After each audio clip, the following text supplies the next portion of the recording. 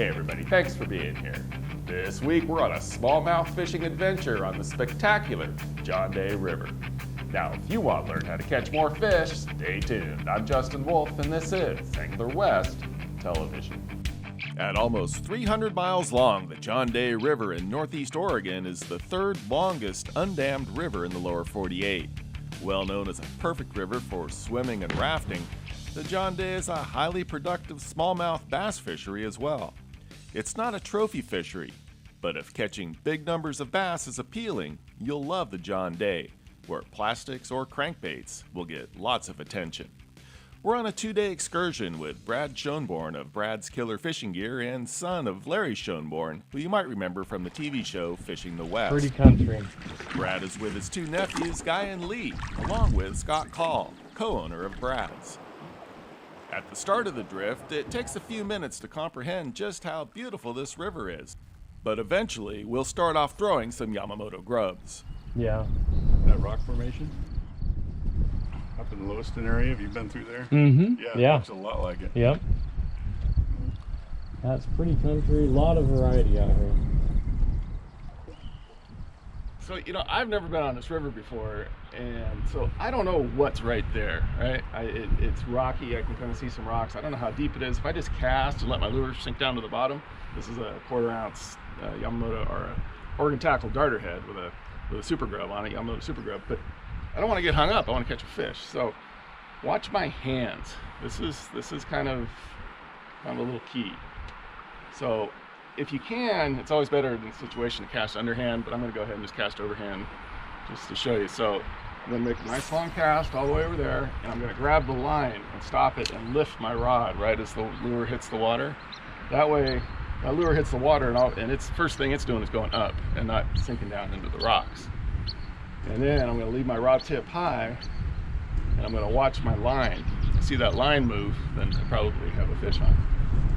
And the fish could be right up against the bank in those rocks, they probably are, or they could be out here. This nut's kind of lay like steelhead and lay behind the rocks, so there could be fish from there all the way to here.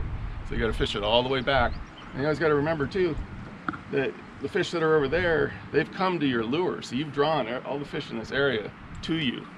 So you think about that. Well, if I just brought the fish out here, where should my next cast be? They might not be spooked, but they just want a different cast, different angle, something like that.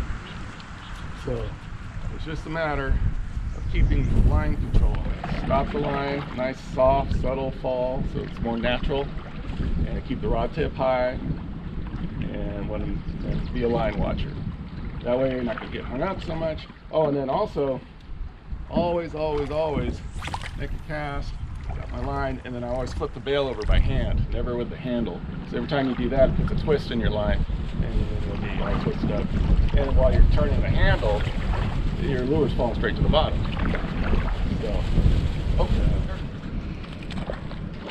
So, Guy, you're saying this is an average fish here? Is this? That's close. That might be average, a little smaller. Yeah, maybe a hair smaller than average.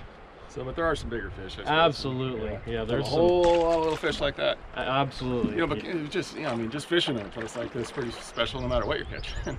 For sure, you're in beautiful country, lots of fish and lots of fun. About 700 CFS right now. In a drift boat, they typically advise that you go 1500 or higher. But having done this a lot of times, I feel safe doing it. Just try and take my time and be careful and take it easy. This next hole, this next slow stretch, we catch a lot of fish in here too.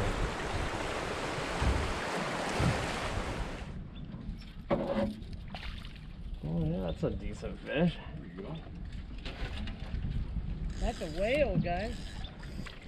This is a whopper.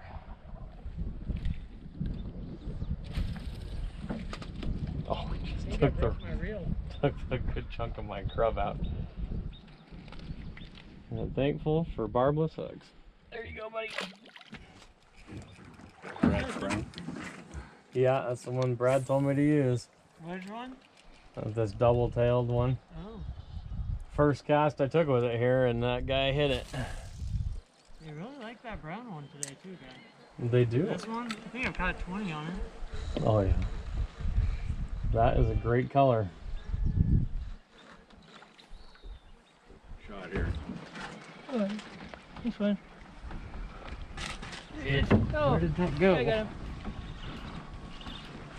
Oh, go off now. Brad's Brown is the 4-inch double tail. It's a 176, a cinnamon with black flakes. This has been a hot guy today. Been getting lots of fish, and we've convinced Scotty to try it now. Oh yeah.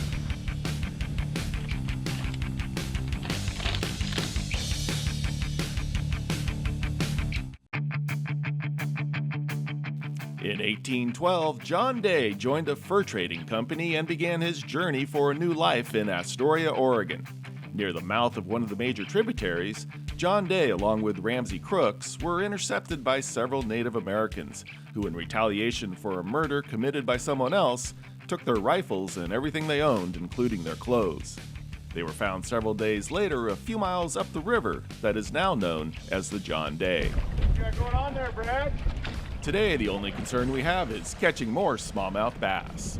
You're on the oars, you're on the fish.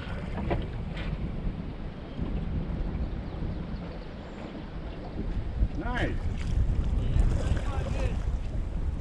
Beauty, bud. Very nice, There Brad. you go. Is that Brad's Brown again? That boy? Good old Brad's Brown.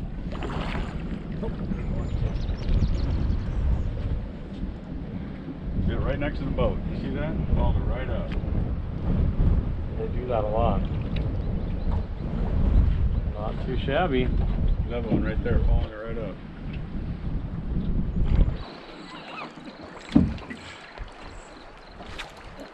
There he is.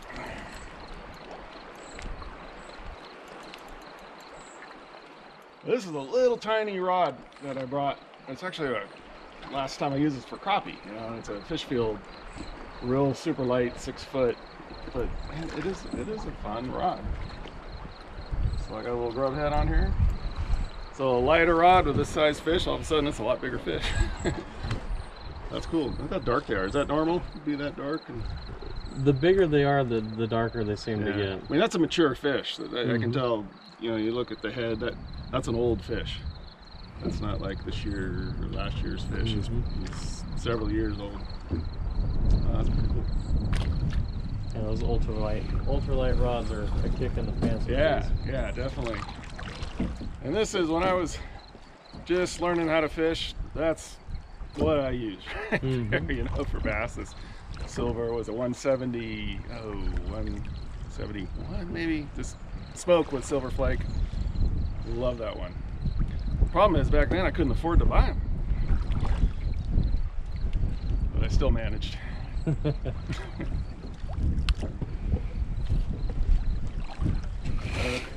see, I bet there's another one. Oh, feeding alley right here. There's probably 20 fish sitting around. I don't know, 10 fish, 7, 8 fish right there. See how that? There's one right there.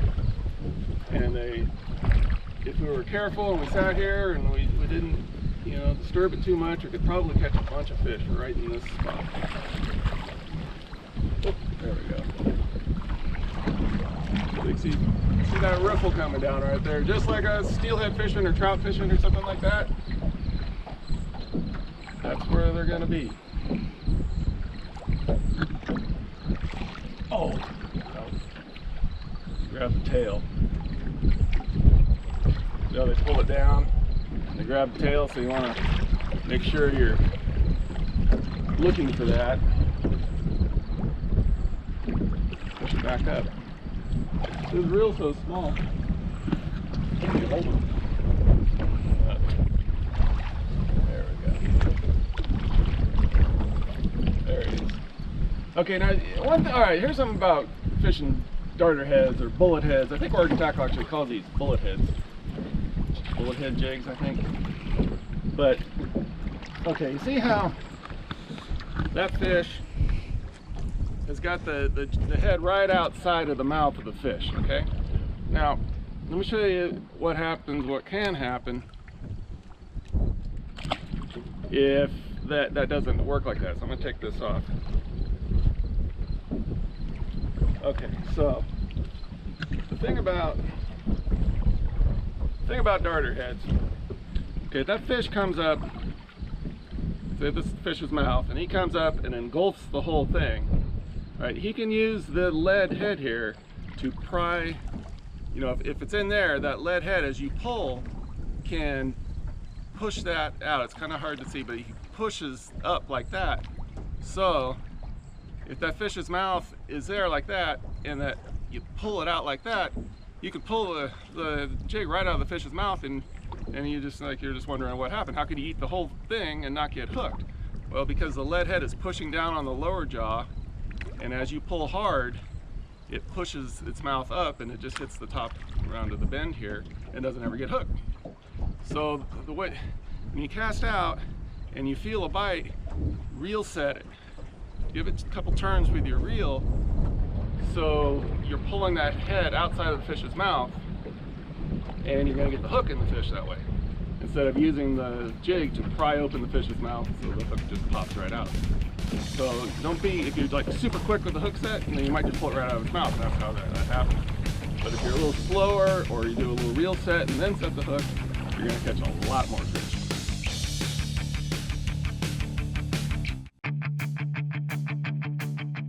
Welcome back to the John Day River. I'm Justin Wolff.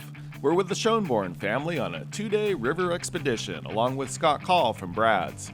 The smallmouth bass aren't notable for their size, but they have all the spunk smallmouth should have, and they're willing takers of smallish baits like Yamamoto grubs or small crankbaits.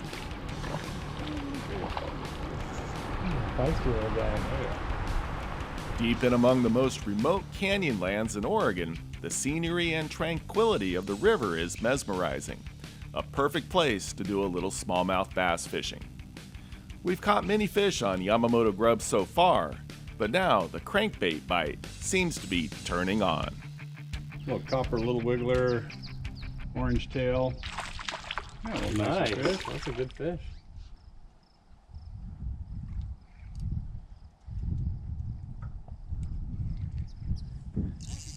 Oh yeah. It's a good fish. You're right, Brad. That's the color, buddy. That's a nice fish. So Brad's drifting down ahead of us, and he's got a bunch of gear in his boat, and he's going to try and get down to camp. But he put on this little wiggler, and it started hitting. He got said he got 10 fish in 12 casts. So being the good guy that he is, he rode all the way back upriver and gave us this lure to try, and his rod. And sure enough, second cast, it paid off. There we go, right there. Try to land this thing and not get hooked. There we go. Here's a little wiggler. Thank you, Brad, rowing all the way upriver and giving us your rod and a lure. All right, nice little bass. Revive him a little bit. So it's so this was on the little wiggler. So we have 4 different wiggler sizes. We have the mag, we have the standard, we have the wee, and then this is the smallest of all of them. That's the little wiggler. And with the conditions right now, water's dropping, you know, it's not really super conducive crankbait water right now, but that's why the smaller lure is probably getting hit as opposed to the standard or even the wee. Although we have gotten some on the wee, this one has been much hotter, both size and color. Yeah, so we've tried a couple different speeds today on the crankbaits and a couple different sizes. The little wiggler is definitely the size that they're looking for, and the speed is a real slow retrieve. You can see it's not very fast at all. It's just enough, if you see the rod tip, just enough to get that rod tip thumping right there.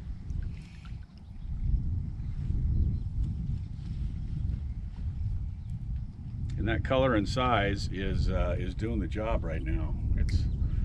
The sun's kind of coming out. It's coming out and then going behind the clouds and coming out, and this copper and orange really seems to be working good, which makes sense because they have a lot of crawdads here, and apparently that's kind of their main food source in this area is the crawdad, and the crawdads are orange belly, and so it's you know, it's match the hatch. It's their food source. And it just does look great in the water. I can see why it's getting bit. Oh, they love crawdads. They eat a ton of them, and anytime we do keep bass, which is very rare, but we do it so we can have fish and chips occasionally with the family. We check them out, and every time we see them, they've got crawdads in their belly.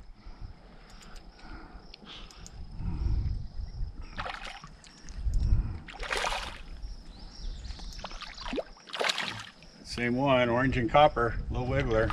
They're liking it today.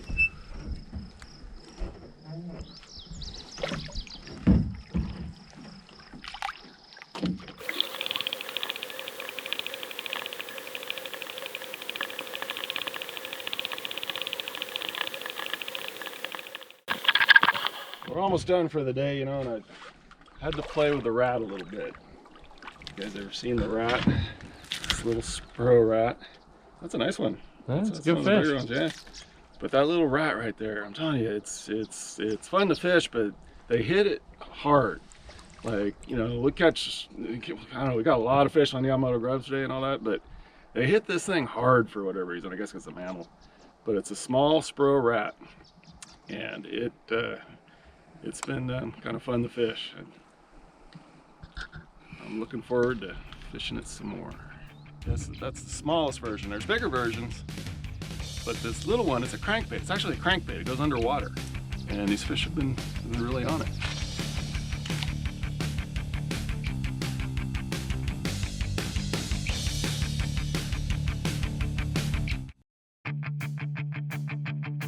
Welcome back to the John Day River. I'm Justin Wolff. We've played with the smallmouth and had a great drift down to Guy Schoenborn's riverside property, where Brad Schoenborn has fired up the barbecue. Some flame-kissed ribeyes. Yep. After a great dinner and cool, relaxing evening, the next day's drift is waiting, which will take us through deeper pools, also full of bass. The John Day is ideal for rafts, but drift boats are no problem for an experienced oarsman, and the use of a fiberglass boat is definitely recommended. All right, so as you can see, we're in some pretty low water conditions right now, and if you're going to run this type of river, especially as it continues to get lower, you want to make sure you got a fiberglass boat, something where you got a little bit of give and flex when you're going through skinny spots, because your bottom's going to hit the rocks, and you're going to have something that can have a little bit of forgiveness rather than putting a dent or a hole into an aluminum boat. That's on a standard wiggler? Standard wiggler, yeah, crawfish pattern. Yeah, Awesome. Beauty. That was your first cast with that, wasn't it? Yeah, first cast. Good call. Yeah, so I've got a 49 on here. It's a crawfish pattern. It's in the standard size. So yesterday the little wiggler was hitting. Next size up is the wee. This is the next size up from that. So this is the standard size. You can see just a crawfish pattern. And this is the color of the crawfish in this area. So let's see how we do in this deeper water. It's about 12 feet deep or so, 10, 12 feet deep, and that's about what that dives. There we go. Nice. Yeah, so I guess that deeper water, you know, the standard size, right color, right size, match the hatch, right? Any kind of fishing.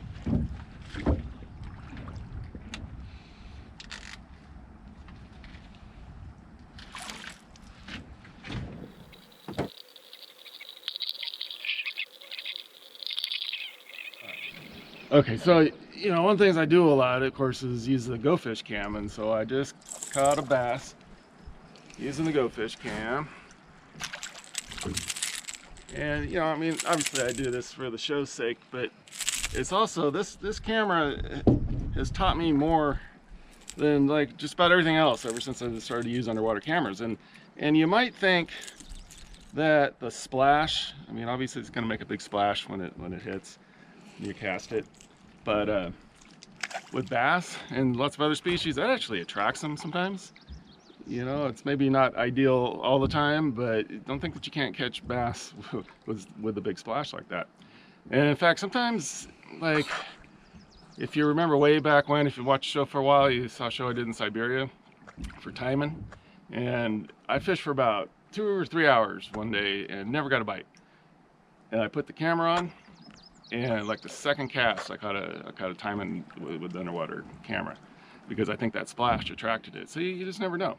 But basically, when you're doing this, I've tied it in. And this is a standard wiggler that today's been working good. Scott's caught a lot of fish on this so far, and a little deeper water. Seems like the water's a little more stained, but for whatever reason, they're eating the bigger wiggler today.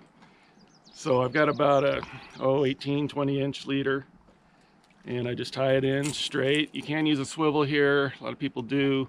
I tend not to. For this type of fishing, I don't think there's a big advantage. You can also use a swivel up here. I just don't. One thing that I really should be doing, so I have another rod with braid on it. The main line really should be braid, just so it's good and strong. In case I get snagged up, I can pull it off and just break the leader. But these things, they don't sink like a rock. They're fairly neutral buoyant, so you can fish them pretty good and not worried about getting hung up too much. So, and then the other little trick to doing this is when you cast, if you don't cast nice and smooth, what can happen is it can wrap up around like this and get tangled up. So in order to do that, and make a nice lobbing cast, I'm going to grab it and slow it down so the lure goes beyond the camera, and just fish it like you would. And you're not gonna, one thing the camera does is it deadens the bite, but that's okay. But you just, I've caught a lot of fish using this camera. And like I say, if you want to learn what's going on down there with the fish and your lure, there's no better way to do that than to play with this camera a little bit.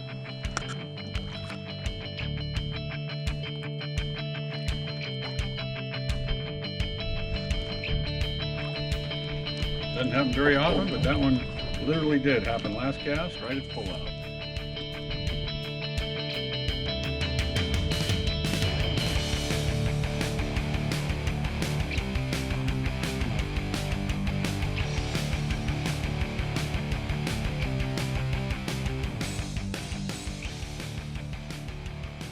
Hey, I hope you enjoyed today's episode. Without the support of the sponsors, there would be no show. So please thank them when you can. Now, get out there and do some great fishing.